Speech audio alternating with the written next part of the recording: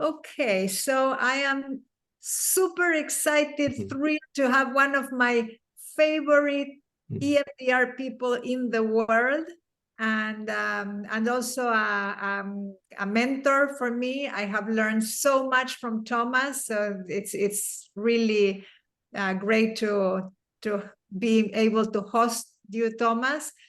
And Thomas is a person that has given and gives so much to the EMDR therapist community. He does the 4Blinks training for less than a fraction of what all the other versions are charging. And he hosts practice groups that are free of charge. And he has plenty of resources and websites and things just with useful stuff for us. So I asked Thomas to share with us, and it's in the chat. He has a Patreon account where we can all contribute, so that all the time that he's dedicating to do this, to help us and support us, has some sort of remuneration. Patreon is a website that you can donate like $5, $10, whatever you want per month. And if you feel that these things are useful, please support them, because that's the way that we'll continue to have them. And the same thing happens with the EMDR Learning Community. It's growing and growing, and it takes more time to manage, to bring great speakers. We're going to be having Jim Knipe. That's super exciting also. We have like great names. And trainers coming and sharing their time. So I'm going to put in a little while also in the chat the other link where you can contribute to the EMDR Learning Community, so that we can continue to have these programs for free. By the way, I'm just saying this as a user. I'm not involved in the financial side of the managing the EMDR Learning Community. I'm contributing as a volunteer, and I think that it's important for all of us to support this, because we want to continue having it. So that being said, about today, Thomas is going to be talking about different ways of handling phase 2 when nothing works. And he has so many resources for that. And if you have questions, please feel free to put them in the chat. As Thomas talks, I'm going to be monitoring the chat and letting him know when there are questions. And then at the end, we're going to have some time for Q&A. And I think I'm a bad host. I forgot to introduce myself. And there may be some of you that don't know me. I'm Patricia Rotsztain. I'm a CIT and a certified EMDR clinician, and I'm a co-host in the EMDR Learning Community. So, and you have my information in the QR code if anyone is interested in reaching out and connecting. So I'll hand it over to Thomas. Well, thank you. I mean, maybe I'll just give a kind of overview, and then we can have a conversation wherever that kind of goes. So since the beginning of learning EMDR, I've been writing about it. So, really within a month of finishing my part 1 training, I started writing about EMDR, because it was amazing, what I was seeing. And then as I kind of matured in EMDR, a lot of people seemed to be, as I started providing consultation, a lot of people really seemed to be struggling. And they were struggling at this disconnect between how we train and actually implementing that with really pervasively traumatized clients. And these are the clients that motivated you to get your EMDR training in the first place, right? Your healthiest people didn't. It's your people that probably with the most severe trauma that did.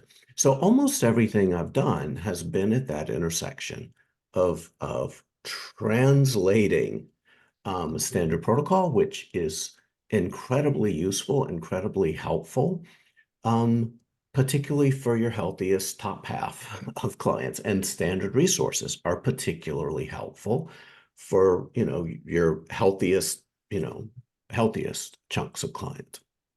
But I've spent a lot of time just reminding people of things that I think they already knew before they took their Part 1 training. And part of, I think, what we knew is we knew how complex trauma is. We know how in some ways, how carefully we have to approach clients' nervous systems when they're really, really pervasively traumatized. So I think a lot of people get their EMDR training, they get this impression that EMDR is this kind of magic wand. And that's not how, it's not how Shapiro understood it. And it's not, I think, the intention of treating it, but it's the take-home message, right? You get this magic wand and we're just gonna go boing, boing, it's almost like Oprah giving away Hyundais, right? Everybody's gonna get healing.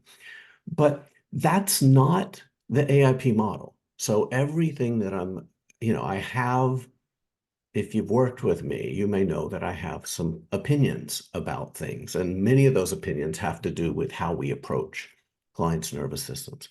But one of the things I think Shapiro could not have possibly got more right was the AIP model. The AIP model, I think, describes perfectly clear what is happening in EMDR therapy, and it explains what's happening when things go well.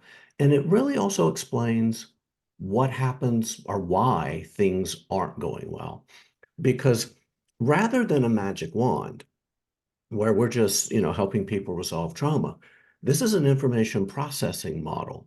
And the information that we're trying to process, the AIP model opens up communication and lets us metabolize it into right now existing adaptive information.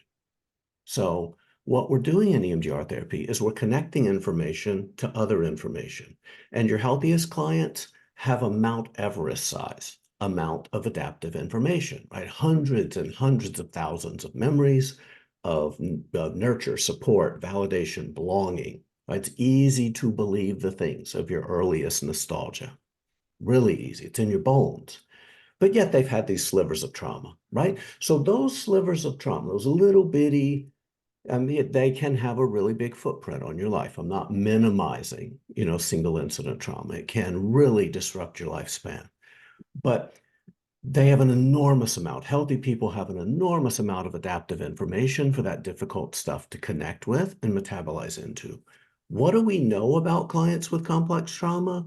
Is that many of them have been in survival mode all of their lives. So when would they have had time, right? When would they have had the capacity, to go out and bump against life and have experiences that would have helped them develop that adaptive information? So one of the key metaphors, and again, if you're not a metaphorical person, I'm not your consultant because everything I do is really, really metaphorical. So again, one way to think about the AIP model is think about a boat, and the boat is the amount of accessible adaptive information that you have right here, right now, today. And the fish is the memory we're trying to land.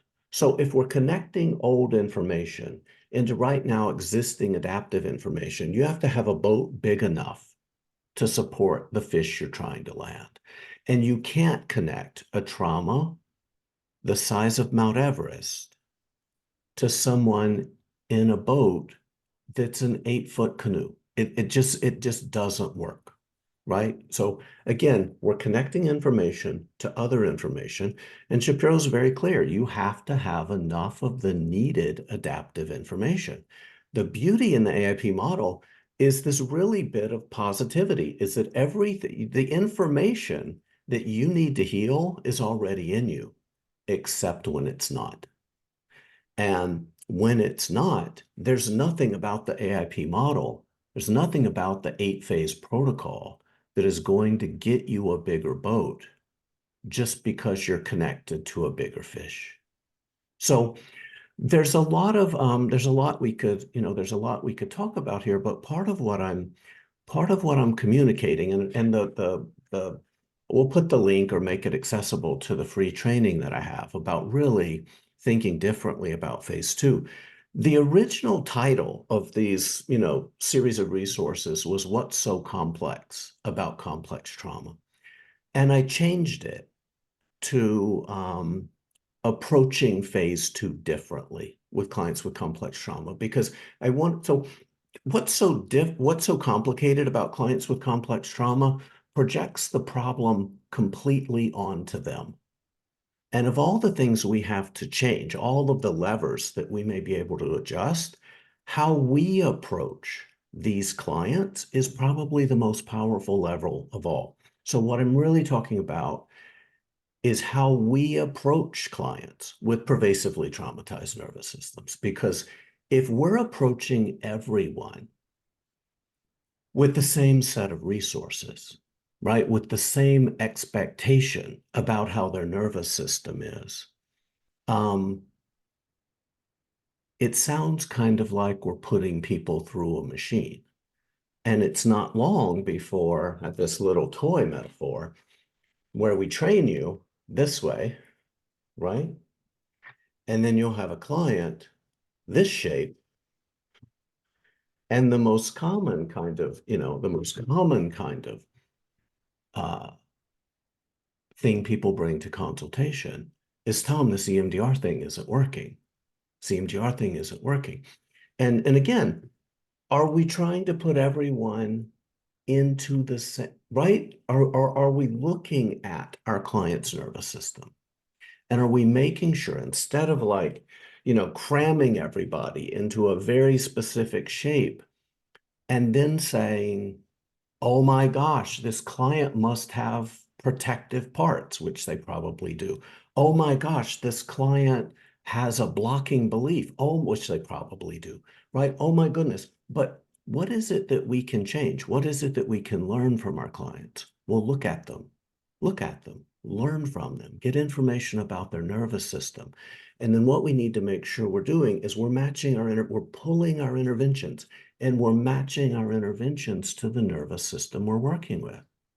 So yes, working with clients with complex trauma is always, always hard, but we need to be approaching EMDR differently. We need to be approaching mindfulness differently, because you're working with a completely different wired nervous system.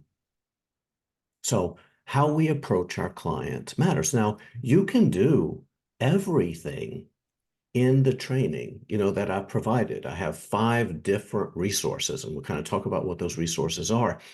I could have 50, but when you look at those 5, you'll see what the modifications are, right? Every single one is guided by very specific principles. You can make whatever you do similar to one of those 5 that I've given in the training. So, yeah. So anyway, I've done a lot of talking, but I think if we really understand the nervous system of the clients that we're working with, we wouldn't be going, okay, well, now we're in phase 2. I'm going to teach you these resources, right? To a client, by the way, who, when they first sat down, they told you mindfulness has never worked for me. And now we're going to teach them. We're going to be the 15th therapist that's going to teach them mindfulness in exactly the same way, except now, you know what we're going to do? We're going to do even more weird, because we're going to have you do some slow tapping while we're having you do something that never works. So if you listen to your client, if you try to understand the nervous system and how they've survived, it's going to make sense that their survival strategies are going directly opposite what we're asking them to do. We're asking them to slow down, we're asking them to be present, and we're asking them to notice, right? How many clients have you had whose survival strategy is to not slow down? How many clients have you had whose survival strategy is to not be present, right? The present, they'd rather live. I mean, their nervous system would rather live in the worst parts of the past and the biggest worries of the future than be right here, right now in the present. And noticing, I mean, I've had clients that would rather me set them on fire than have them slow down, be present and notice. So anyway, questions. So, Thomas, what are some of the tools that you use? And I've learned some from you that that have been like lifesavers in my practice. I would like you to share some of the tools that you use for clients that, for example, say, I don't like breathing because it makes me nervous, or when you ask them to focus or not what they notice in the body, they don't notice anything. They have completely shut down. What are some of the... Right. So let's imagine a client. We're sitting in a small room.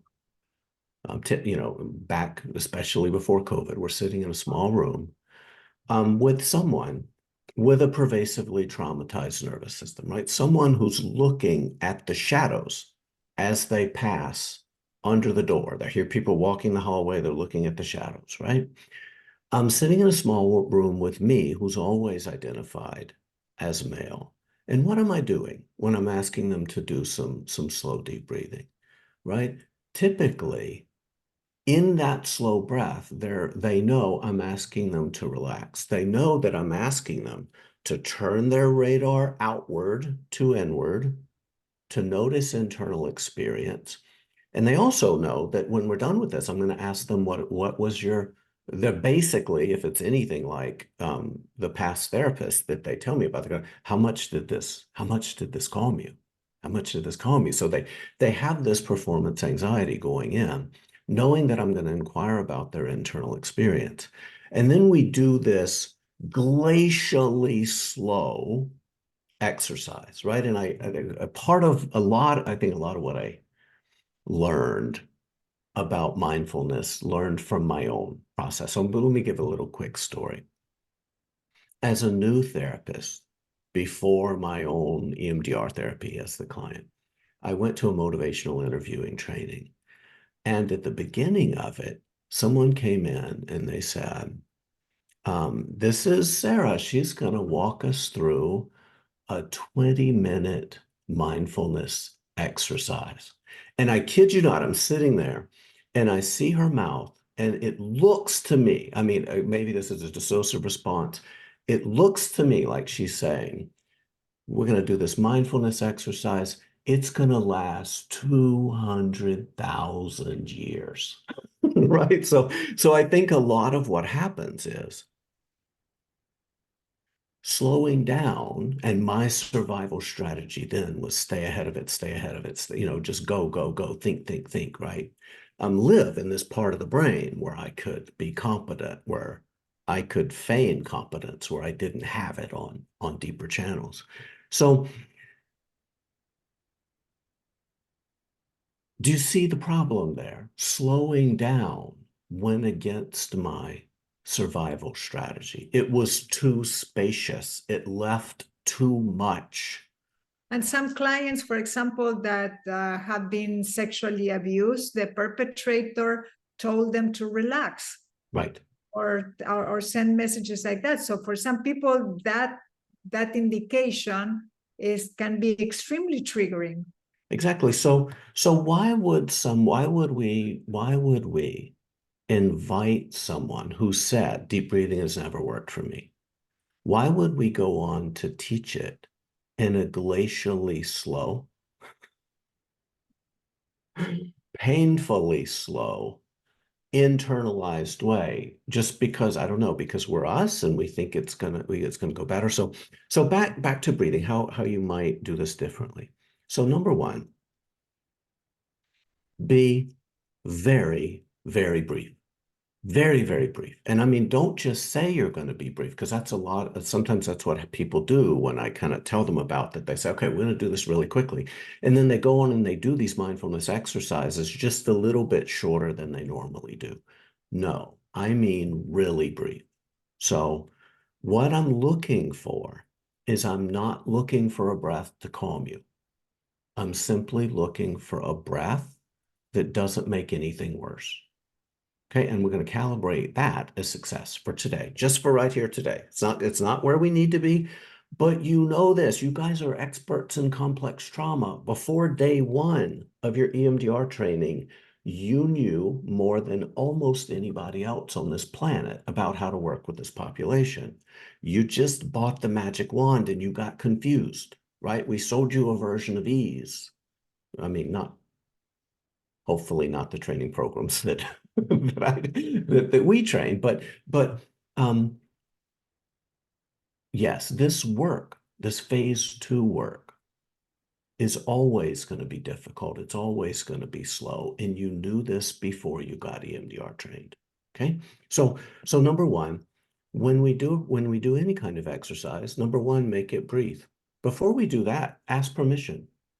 It's 2024. Ask permission. Describe, right? And you're describing to the client and to the client's parts what this exercise looks like. You're letting them know this exercise is going to be over in about 12 seconds. Okay.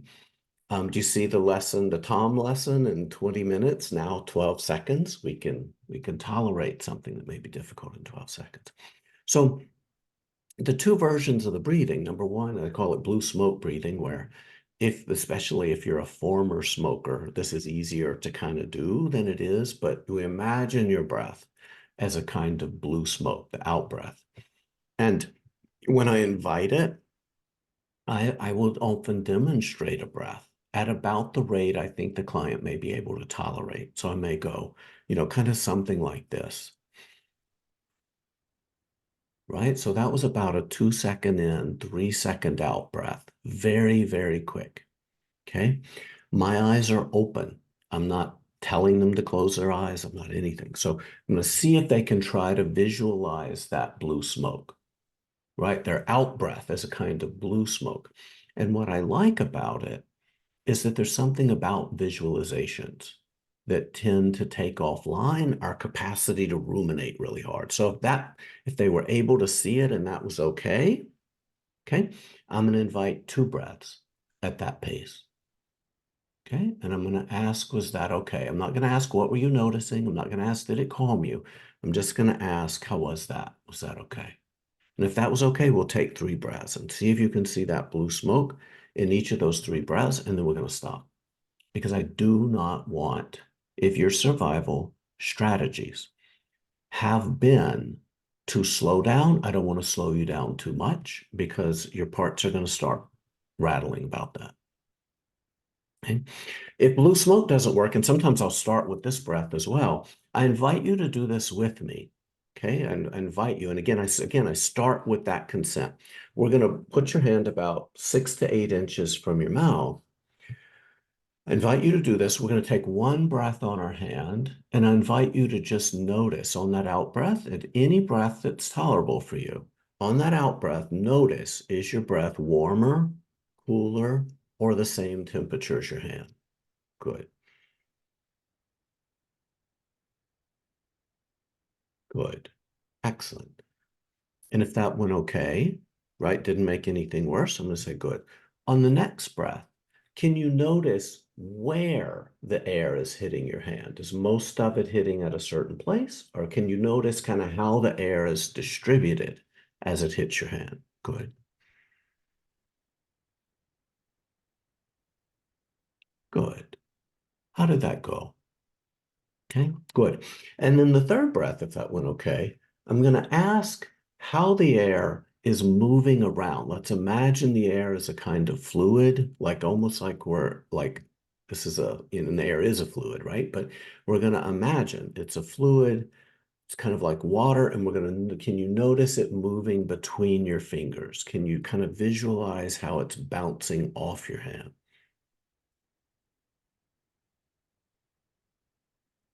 Okay, good. How did that go? Good. And I invite you, because we're going to get to a lot of what's, I think, really, really helpful in this. So can we kind of open the mic or open chat? What was different? What's different about teaching breath in this way? Because there's each of those things is going to be the active ingredient. Amy. I really love that it's not focused on the breath, really. You're focused on your hand. When I was a therapist in the probation department, we were taught, like, you don't say spread your legs, you don't say, whatever, because that's what a perpetrator might have said. And it's more like, like put 2 feet between your, two feet between your legs, or instead of putting your hands behind your back, like, touch the side of your shirt or whatever. And I really like this because it's not the focus isn't on the breathing. And Yes. I love that. Good. Sorry, And the I focus is wordy. the focus is external, right? The focus is on the external experience on your hand. And remember when I said clients with, that are pretty hypervigilant, that are monitoring constantly what's happening in the room, they can do this breathing and still know I haven't gotten out of my chair.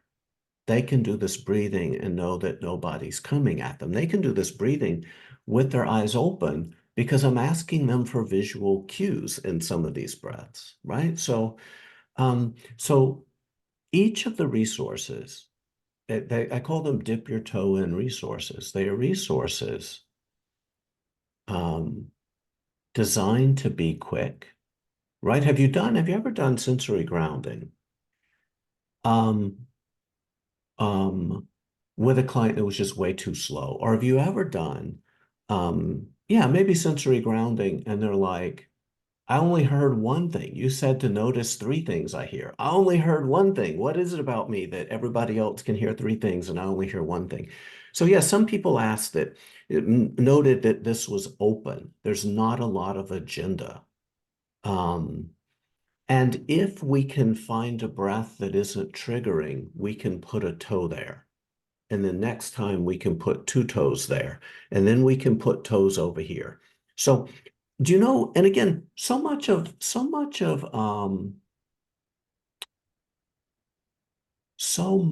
this is about, and kind of the newer conceptualizations of neurobiology, it's about helping people have an experience that is different, that we can subsequently link up stuff with. We're creating an instance of something. So if you have this, and again, maybe it's in the territory where people store blocking beliefs, right? I can't slow down. I can't do mindfulness. I can't whatever. Do you see even in this breath what we just did? You were just able to slow down briefly, right? Engage in something, and it didn't make anything worse. Whereas your schema before was all of this stuff makes it worse.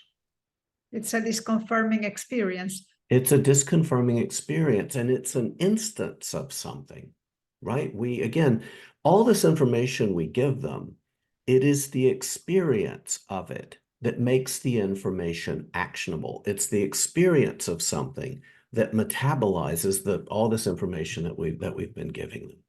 So, yeah. Amber mentioned that there's no instruction on how to breathe. There is no take a deep breath language where clients start getting critical about how they are breathing. Exactly. Exactly. And with these exercises, we just want to find a breath that's tolerable. And you know what happens at least half the time after we've taken that 1 breath, 2 breath, 3 breaths? Do you know what happens at least half the time? Clients are reporting a slight relaxation response. And when they report a slight relaxation response, what I'm saying is, good, notice that, but also notice that it's about to return back up to your baseline, right? Because our clients, one of the other kind of key metaphors is if you're working with a client with really, really severe trauma, the metaphor that I use is it's like a car with a cinder block on the gas pedal, okay? So if you have a car going 95 miles an hour with a cinder block on the gas pedal, what happens when you tap the brake? What happens when you tap the brake is they may slow down a tiny bit, and then you take the foot off the gas pedal, and then it goes right back up, okay? We need to calibrate that that's what working for you means. That's what working for me means right here, right now. Because we approach mindfulness as the therapist as though you don't have a cinder block on your gas pedal. And if you don't have a cinder block on your gas pedal, we do these exercises and it calms you down a lot, and it keeps you calm until something comes along and pushes your gas pedal, probably later on today. It's a completely different nervous system. Having a cinder block on your gas pedal is a completely different nervous system. So this little bitty tiny relaxation response is one of the most important things we're going to do in this person's therapy, because we've just showed them how to, on purpose, regulate a tiny bit in the present moment. And then we're going to leverage that and always make it slower if we need to. We have another question or comment here from Kelly. What may be a good exercise or helpful to begin with if a client presents with many thoughts at once and very talkative without many pauses, more along the lines of stimulated ADHD and not due to substances? Hoping this makes sense. Yeah, to be honest, what I would do is probably explore. I probably wouldn't be doing any intervention right out of the bat until I explored, when do you slow down, right? Do you have a dog? Is there anything that you do? Is there any activity that you do that does let you slow down and be a little bit more present? And again, if I'm going to invite a client with this to slow down, with this presenting issue to slow down, it's only going to be for this long. Only going to be for this long, because clients that are go, go, go, that's probably a survival strategy. Okay. Why? Not to be present and not to notice. It's probably a survival strategy, and survival strategies are really, really, really strong. So we need to ask permission. We need to not lower, but we need to recalibrate our expectations, because even this, let's imagine this. We tap the brake, you slow down a little bit. That's not enough, right? I mean, if you have a headache and I give you an aspirin and it helps for 15 seconds, you're going to tell me that that thing didn't work for me. So a lot of this is recalibrating expectations. That 10 seconds that you got the second time we did breathing, that's what working for me means. And we're going to leverage that toward a better regulated nervous system. But you can't go. So many clients, imagine phase 2 is like this canyon. We just have them jump and they fall in, jump and they fall in, jump and they fall in. We need to construct accommodations for their nervous system. We need to build bridges, help them build bridges for their nervous system. We have another question from Amanda, and she says, the question for me is the ultimate progress goal and what that looks like as we move forward with a challenging client like this. For example, are we working to increase the time they are doing this? Are we building up to be able to tolerate creating a nurturing figure? Are we encouraging them to do this at home? If they don't do, we keep doing it in session until they do. So what's the goal? Yeah, so all of this, and you know what? Do you know what this must sound like? This must sound slow. Doesn't it? It sounds slow. But do you know what? Before your first day of EMDR therapy training, you knew this was going to be slow. You knew working with a pervasively traumatized nervous system was not going to be just a handful of sessions. Line up these targets, treat them, get them out the door. It's not. So the goal first is to create an instance that we can then leverage. And yes, eventually these slowing down for half a second, or when I teach sensory grounding, we're checking each of the senses 2 seconds. The whole sensory grounding exercise is over in about 40 seconds. Okay? Lightning fast. Absolutely. Once the nervous system can identify this as an okay thing to do, and I'm going to have the client do it. See, here's another huge mistake in how we often typically teach mindful stuff.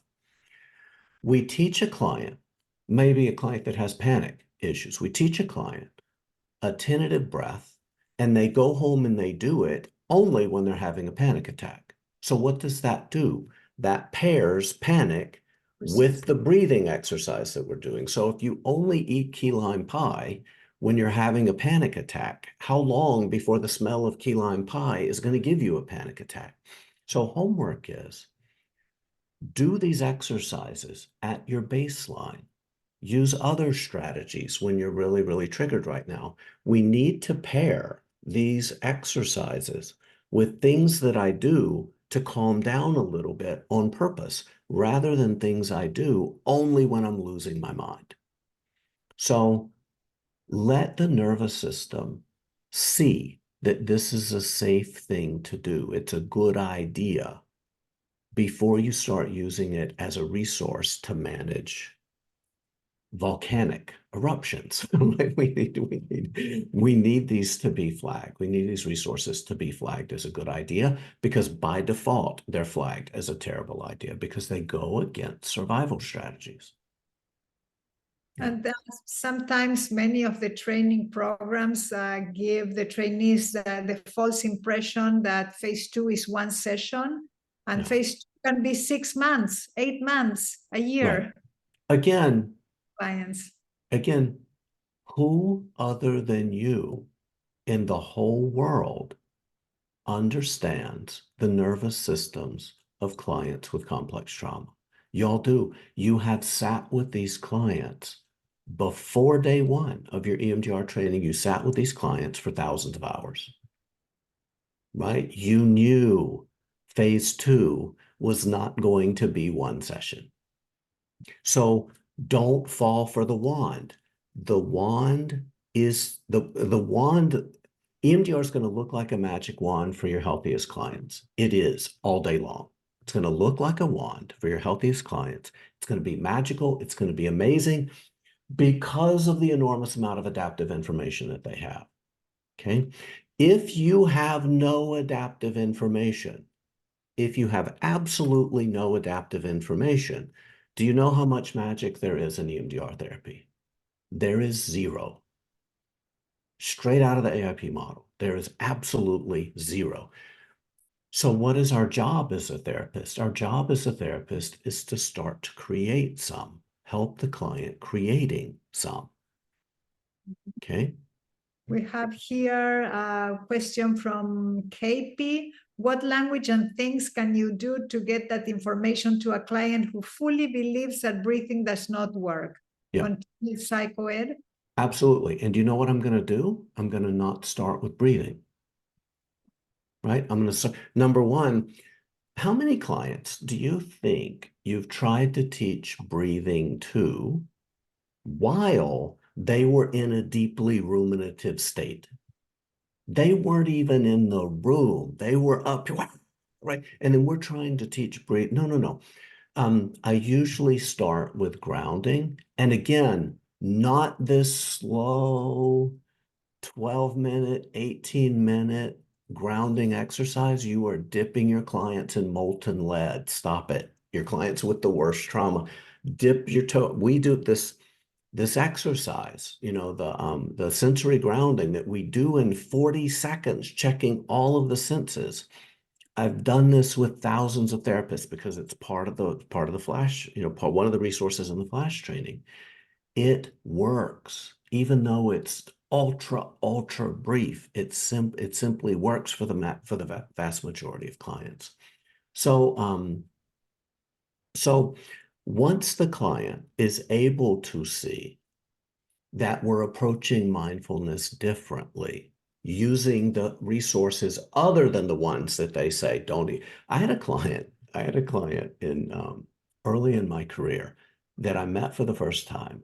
We walked down the hallway, and the moment she sat down, before I could even say my name, she pointed at me and she said, "Don't you even start to talk to me about that breathing shit." First thing she said is, "Don't even start it." Right? And I'm like, "I'm Tom. It's nice to meet you. And I'm not going to talk to you about that breathing shit." So today, so I really good. Okay, we have another question. Often trainings discuss help to lower sympathetic arousal. Can you discuss what you do when client is hypoaroused or in dorsal vagal in phase 2? Yeah. So, okay. So what I'm looking for is I'm looking for something, right? Something that lets them feel something. A client may say, "Look, I hate people, but oh, my golden retriever is my buddy." Okay. So we'll try to get in touch with that. Or I don't like people, but I have a grandbaby and I kind of like that. So what we'll do is I'll teach them. And I think, I think we have time. I invite you all, there's a body scan that I invite you all to do with me because it's central in getting people who are shut down, inviting awareness back into the body and inviting back awareness back into the present. So I invite you and check with your part, see if this is okay. We're going to do a body scan. It's a good model of this because I invite you to use your hands on your own body. We're going to do a body scan in less than a minute. Okay, good. So if you don't mind, copy me. And between your hands, how fast are your thoughts running? 0 to 10. 0 is a desert, 10's a jet engine. Give it a number. Don't overthink it. Good. Good. Now, poke your jaw muscles. Do they feel soft and squishy like a pillow or tight like a steel cable? Pillow's a 0, steel cable's a 10. Give it a number. Don't overthink it. Good. Neck muscles. Same thing. 0 to 10. Just notice. Good. Shoulder muscles. 0 to 10. Kind of poke them. Use information from your fingertips and from the muscles you're touching. Good. As you put a hand on the center of your chest, beneath your hand, do you feel a knot, pressure, tension, movement, heaviness, emptiness, or upset? If so, which of those? And how much? Give it a number. Don't overthink it. Good. Center of your body where your ribs kind of come together, knot, pressure, tension, movement, heaviness, emptiness, upset. Whatever it is, kind of identify it, give it a number, 0 to 10. Good. And then your stomach. Okay. 0 to 10, knot, pressure, tension, movement, heaviness, emptiness, upset. Give it a number. Good. So when you do this with people that are really shut down, very often you get zeros below the jaw, right? And these are people who are carrying a lot, right? We would expect there would be some stress, right? Then this is the territory. This is the territory where most of the noticing happens in EMDR. And if your client isn't in their body, if your client's really somatically dissociated, you're going to have a really hard time in the processing phases of EMDR because EMDR is a somatic psychotherapy. It's a bottom-up psychotherapy. And if you don't have a bottom, there's really not much to do but noticing thoughts. And you know what emotions are if you're not in your body? They're just thoughts about feelings, right? So clients will say, "Well, I think I would feel." When you hear a client say, "I think I would feel," explore that. Almost guarantee you they're not in their body enough to notice. So, yes, someone inquired, not only can you do a phase 2 before you do a comprehensive phase 1, I would say 2 things about this with clients with really pervasively traumatized nervous systems. You're going to have to do a phase 2 before you do any kind of comprehensive phase 1. And to be honest, I'm not sure you need to do a phase 1 exactly the way we trained you, because a phase 1 is about lining up. I mean, the way Shapiro does phase 1, it's lining up a discrete number of targets, and your clients have 55,000 memories, right? So what I'm doing in my initial take of phase 1 is to get a snapshot of the buckets that we're going to need, the buckets or the themes that we're going to need to work on. Everything is in the, there's scripts for all of these. There's also a script. And one of the things that one of my resources that's just been used probably by tens of therapists now, tens of thousands of therapists now, is my attachment figure resource. Okay. So what so many people, I'll put a link to the training because there's a free training that you can do that'll walk you through all of these. The scripts are in that training. Okay. But this is a good example. The dip your toe in attachment figure is an example for when you go try to develop an attachment figure resource. And the client's like, I don't want somebody to hug me. I don't want somebody to like come and try to be nice to me. So what we do is we develop the attachment resource for a kid that's not you. We develop the attachment resource for a kid in the neighborhood. And we ask, what would that kid like to eat? What would you think? How would that kid like an adult to spend time with them? Right? And we can actually even tap this in for this kid who's not you. Do you see what we're doing here? We're having you try on something as though you're trying it on for somebody else. And then once it's, yeah. I had a client that it was so triggering for her that I started, and I took this from what you do with for Blinks, that you use the videos, you outsource. So I use that, and I started with videos of animals doing nurturing things with their babies. Animals, you couldn't even think about another kid. That Excellent. For her. And then after a while of doing with animals and these videos, was able to imagine another kid and eventually. Good. So again, do you see how we have, when a client doesn't have anything for the experience to link into, we have to find an experience that they can link into to create the next step, to create the next linkage, to create the next linkage. This is slow until you keep doing mindfulness the way you've been doing it. This is only slow until then. And then after this, you're going to have clients that are really, really moving through phase 2 once we can make slowing down, being present, and noticing safe enough for them to be able to do it. Good.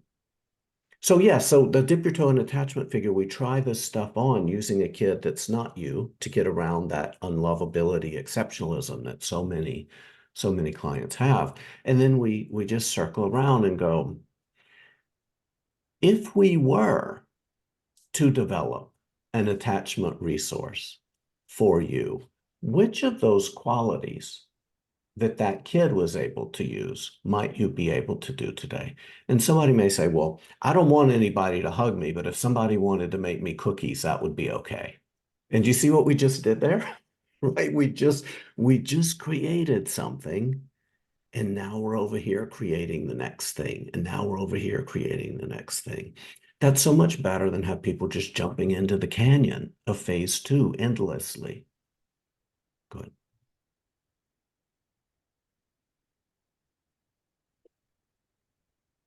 Let me see if we have any other question. Your approach reminds me of exposure therapy, says Dorit. Well, it's very, I mean, I think of it more as trying to sense where the client's nervous system is and encourage them to have disconfirming experiences where their nervous system is, rather than setting a kind of bar. I mean, so much of, I mean, for so many people, phase 2 is almost like the ride at the county fair. It's like, this is the metric. For you to get on this ride, you need to be this high. And our clients are here. They keep showing up and they're here. And we keep sending them back to phase 2.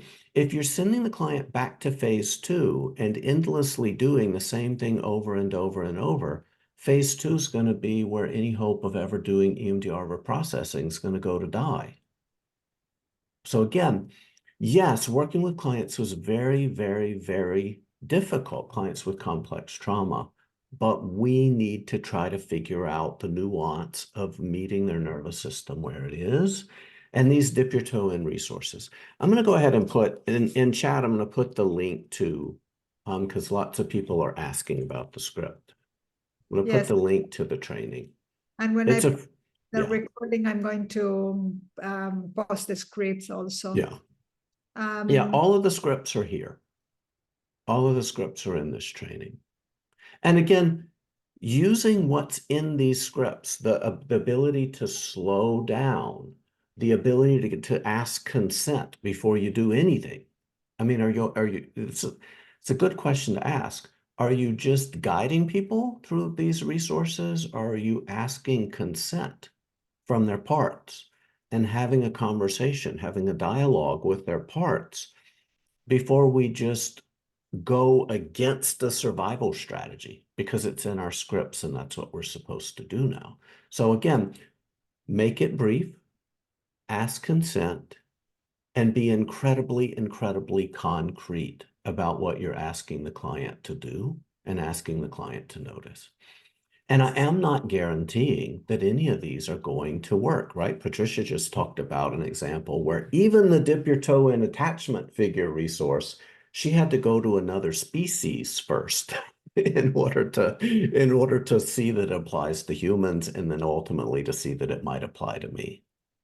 So Mark Lee says that this is all really helpful, and asks if you can say more about how to continue to strengthen the links to adaptive resources as the EMDR treatment process continues. Yes. So a lot of what that is, so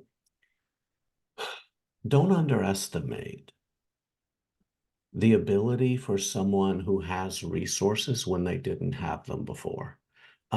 Helping clients who've never had effective ways to regulate to start having more effective ways to regulate, that's not enough. And I think, okay, a little bit more disclosure. So 6 years ago, 7 years ago now, I went through something difficult divorce that just, gut-wrenching, difficult experience.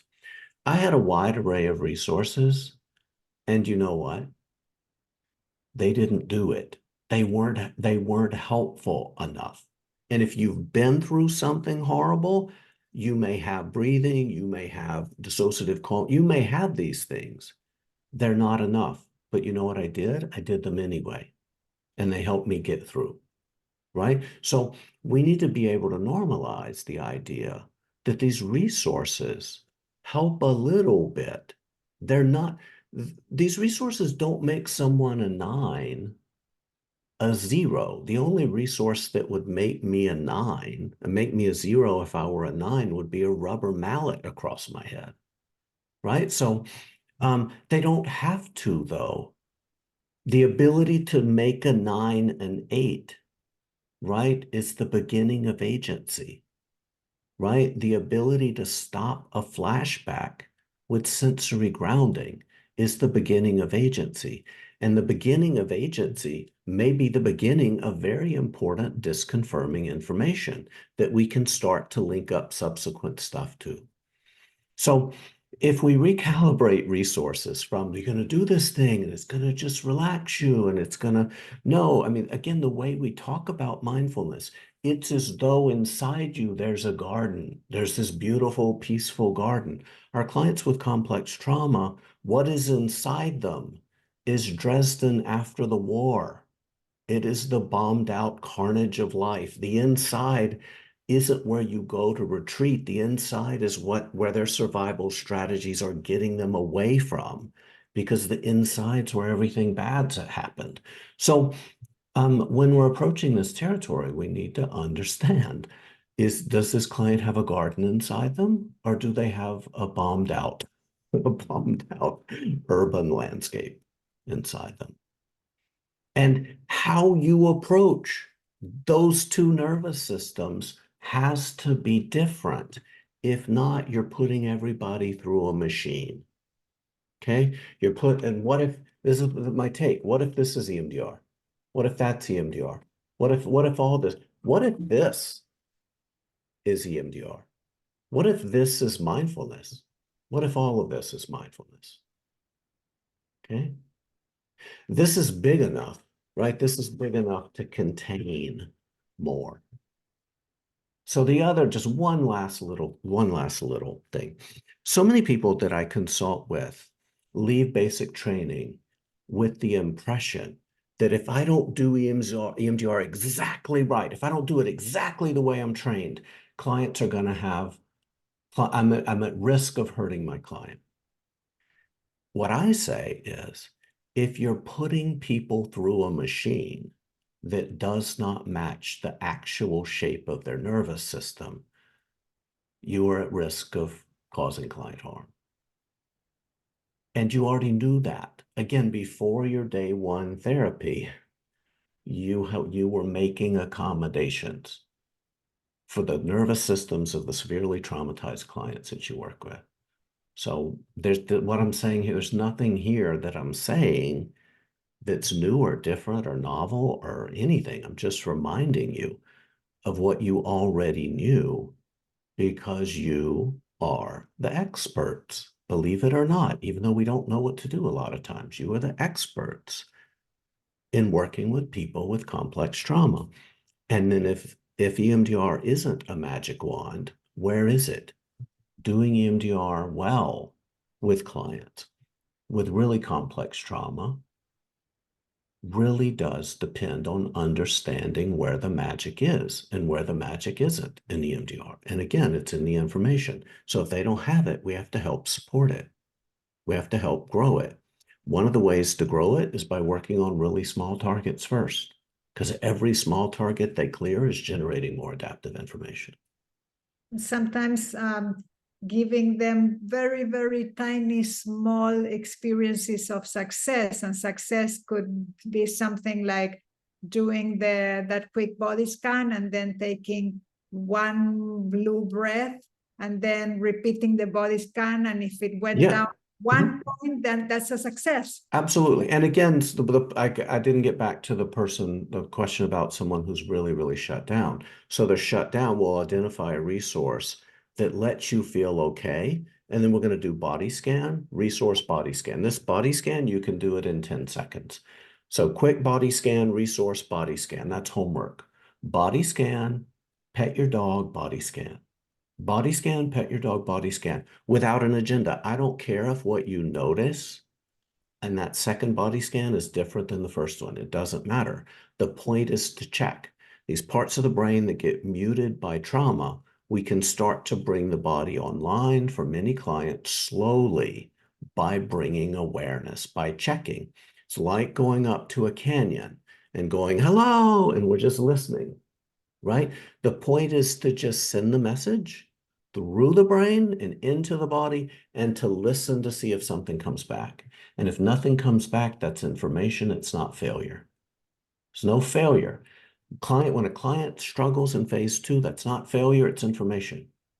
It's information. And I promise you 100% of the time, the information that you see as a failure, that information is absolutely essential to the client's healing process. It's a success because they are starting to listen to themselves and connect with themselves. They are observing. So that's a huge success already. Mm-hmm. So when clients struggle in phase 2, it's not resistance. We're asking them to do I'm just asking you to take a few deep breaths. No, you're not. No, you're not. You're asking them to slow down when they know that their survival strategy depends upon staying ahead of it. So we run out of time. That sucks because this is a conversation that we'll have to have 5 hours for this. But we will have a chance when you have when you do a full training for the community. Yes, excellent. So thank you so much, Thomas. Again, thank you for this conversation. Thank you for all the resources that you make available to everybody. You have so many websites and things with useful information that it's really a blessing. Thank you. Thank you. Thanks for coming, everybody. I will post the recording and the resources, and let's